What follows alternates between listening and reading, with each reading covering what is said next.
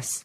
added 336K jobs in September, nearly doubling expectations. Bitcoin slips 1%. The unemployment rate was unchanged at 3.8%. It was blowout employment data for the economy last month, with the Bureau of Labor Statistics Friday morning reporting 336,000 jobs added in September versus economist forecasts for just 17,000. August's originally reported 187,000 jobs gain was revised higher to 227,000. The unemployment rate was unchanged at 3.8% and against expectations for a decline to 3.7%. The price of Bitcoin BTC fell just shy of 1% in the minutes following the news to $27,530. Always an important report, this month's jobs numbers have taken on particular significance given the rout in government bond prices over the past 5 weeks that's seen the yield on the 10-year Treasury note rise from just above 4% to as high as 4.80% earlier this week. That sharp rise in rates has taken a sizable chunk out of the stock market, with the Nasdaq lower by about 6% since September 1 and the S&P 500 down a similar amount. While not necessarily in major rally mode as stock and bond prices have tumbled, Bitcoin has managed to hold its own, rising over the same time frame from about $26,000 to $27,700 ahead of this morning's news. Shortly following this morning's report, stock and bond prices were headed lower again, with Nasdaq 100 futures down more than 1% and the 10-year Treasury yield higher by 8 basis points to just shy of 4.80%. The CME FedWatch tool now shows a 31% chance of the U.S. Federal Reserve rate hike at its next policy meeting in November. Ahead of the jobs number, it was just 24%. In other report details, closely followed average hourly earnings were softer than expected, rising 0.2% in September versus forecasts for 0.3% and against August 0.2%.